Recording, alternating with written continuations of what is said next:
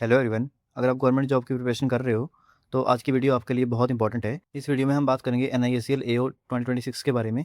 आने वाले 1 या 2 हफ्तों में इसकी नोटिफिकेशन आपको देखने को मिल जाएगी। इस वीडियो में हम नोटिफिकेशन से जुड़ी हर इंपॉर्टेंट डिटेल को स्टेप बाय स्टेप समझेंगे। हम बात करेंगे age criteria, education qualification, selection process इसका क्या है, प्रीलिम्स और मेंस एग्जाम पैटर्न में इसमें क्या पूछा जाता है, डिस्क्रिप्टिव टेस्ट में इसमें क्या क्या आता है, negative marking, latest revised salary इसकी क्या है और प्रीवियस ईयर की वैकेंसी इसमें कितनी रही थी, इसके बारे में भी हम देखेंगे। ठीक है। और साथ ही ये भी डिस्कस करेंगे कि अगर आप इस एग्ज़ाम की प्रिपरेशन करना चाहते हो तो आपको किस स्ट्रेटजी के साथ शुरुआत करनी चाहिए।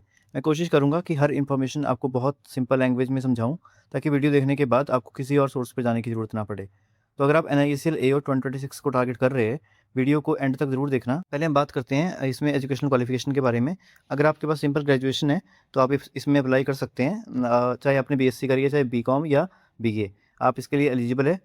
जनरल, OBC और EWS के लिए जो मार्क्स का क्राइटेरिया है वो 60% आपके मार्क्स होने चाहिए ग्रेजुएशन में।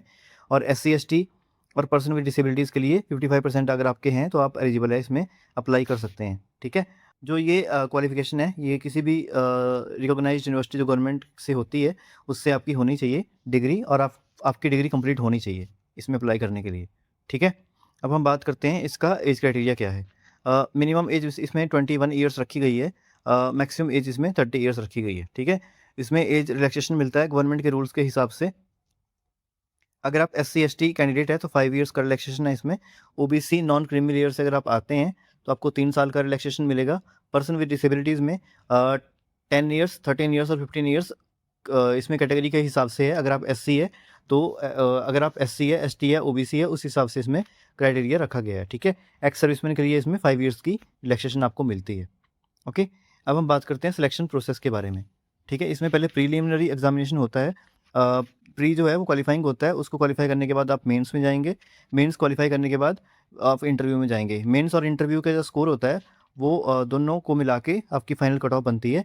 उसके बाद जब आपका इंटरव्यू ओवर ओवर हो जाता है उसके बाद मेडिकल और DV होती है और उसके बाद आपकी फाइनल सिलेक्शन हो जाती है। ठीक है। तो अभी हम इसका एग्ज़ाम पैटर्न देखते हैं। एग्ज़ाम पैटर्न में जो प्रीलिम्स का एग्ज़ाम पैटर्न है उसमें 3 सेक्शन पूछे जाते हैं, इंग्लिश, रीजनिंग और क्वांट। इसमें इंग्लिश में 30 क्वेश्चन 30 मार्क्स, इसमें आपको 20 मिनट मिलते हैं। रीजनिंग में 35 क्वेश्चन 35 मार्क्स और 20 मिनट। और क्वांट में 35 question 35 marks 20 minute. Total 100 marks का ये पेपर होता है और 100 क्वेश्चन इसमें पूछे जाते हैं और आपको 1 घंटे का टाइम मिलता है इसमें। ठीक है। ऑनलाइन ये एग्ज़ाम होता है। सेक्शनल इसमें टाइमिंग होती है 20 मिनट पर सेक्शन, और सेक्शनल कट ऑफ भी होती है, यानी कि आपको जो एग्रीगेट कट ऑफ है वो भी क्लियर करनी है और सेक्शनल कट ऑफ भी क्लियर करनी है आपको इसमें। ये जैसे मैंने पहले बताया आपको क्वालिफाइंग होता है, इसके जो मार्क्स हैं वो एड ऑन नहीं होते हैं। ठीक है। प्रीलिम्स क्वालिफाई करने के बाद आप मेंस में जाते हैं। मेंस में आपके 4 सेक्शन पूछे जाते हैं। रीजनिंग 50 क्वेश्चन 50 मार्क्स, इसमें आपको 40 मिनट मिलते हैं। इंग्लिश 50 क्वेश्चन 50 मार्क्स, इसमें आपको 40 मिनट मिलते हैं।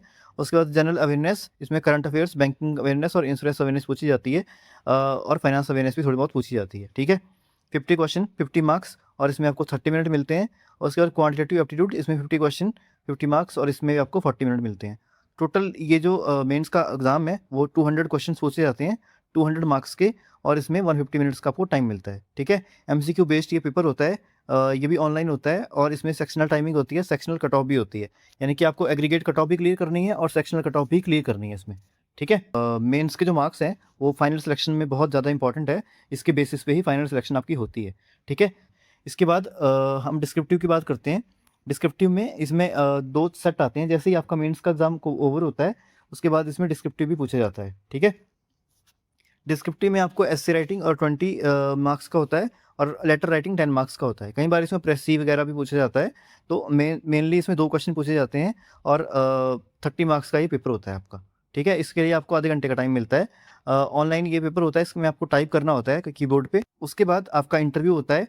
इंटरव्यू में आपके क्वेश्चन पूछे जाते हैं, जैसे इंश्योरेंस अवेयरनेस के बारे में, बैंकिंग अवेयरनेस के बारे में और जनरल आपके एजुकेशनल बैकग्राउंड के बारे में क्वेश्चन पूछे जाते हैं। ठीक है। तो जैसे मैंने पहले बताया, मेंस का जो एग्ज़ाम है उसके आपको 75% मार्क्स होते हैं और 25% आपका इंटरव्यू के होते हैं। तो उसके बाद जब फाइनल सिलेक्शन आपकी होती है तो इन दोनों को मिला के जो फाइनल मेरिट बनती है उसके बेसिस पे होती है।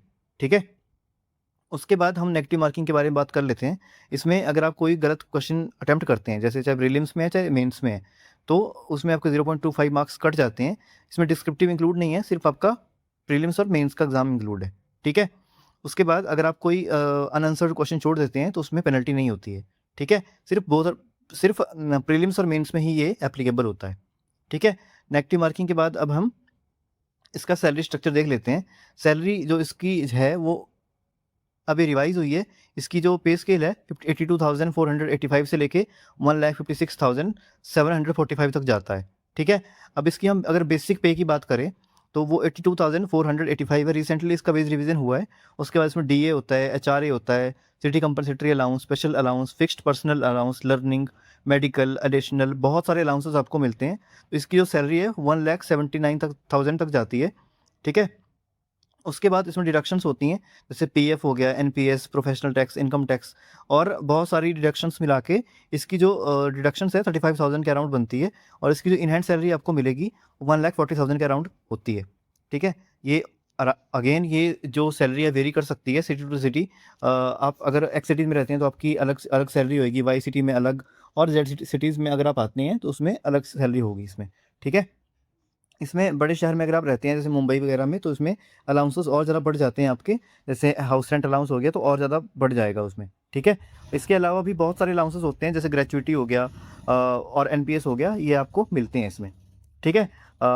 लीव ट्रैवल कंसेशन हो गया, ठीक है? इस तरह के बहुत सारे अलाउंसेस हैं, उसमें इंक्लूड नहीं किए हैं मैंने, वो आप नोटिफिकेशन में जाके देख सकते हैं, ठीक है? अभी हम बात करते हैं वैकेंसीज़ के बारे में। लास्ट 3 ईयर से इसमें अच्छी खासी वैकेंसीज़ आई हैं। 2025 में इसमें 550 के अराउंड वैकेंसीज़ थी, ठीक है? 2024 में इसमें थोड़ी कम वैकेंसी थी 170 और 2023 की अगर हम बात करें तो 450 वैकेंसी इसमें थी। तो 2026 में अराउंड 500 वैकेंसीज़ आने के बहुत चांसेस है क्योंकि इसमें अभी रिटायरमेंट भी बहुत ज़्यादा स्केल पे हुई है, ठीक है? तो आने वाले 1 या 2 वीक में आपको इसकी रिक्रूटमेंट देखने को मिल जाएगी। तो अभी अच्छे से प्रिपरेशन करो। अगर आपको कोई प्रॉब्लम है आप टेलीग्राम पे मैसेज कर सकते हो, आपको वहाँ पे रिप्लाई मिल जाएगा। नीचे कमेंट कर सकते हो, वहाँ भी आपको इसका रिप्लाई मिल जाएगा, ठीक है? इसकी नोटिफ़िकेशन का जो पीडीएफ है वो मैं जब आएगी नोटिफ़िकेशन तो मैं टेलीग्राम चैनल के ऊपर डाल दूँगा और व्हाट्सएप चैनल के ऊपर भी डाल दूँगा, ठीक है? तो आप डिस्क्रिप्शन से दोनों जॉइन कर सकते हैं, ठीक है? आई होप मैंने सब कुछ अच्छे से कवर कर दिया है। अगर आपको फिर भी कोई डाउट है तो आप कमेंट कर सकते हो और डीएम भी कर सकते हो। Thank you so much.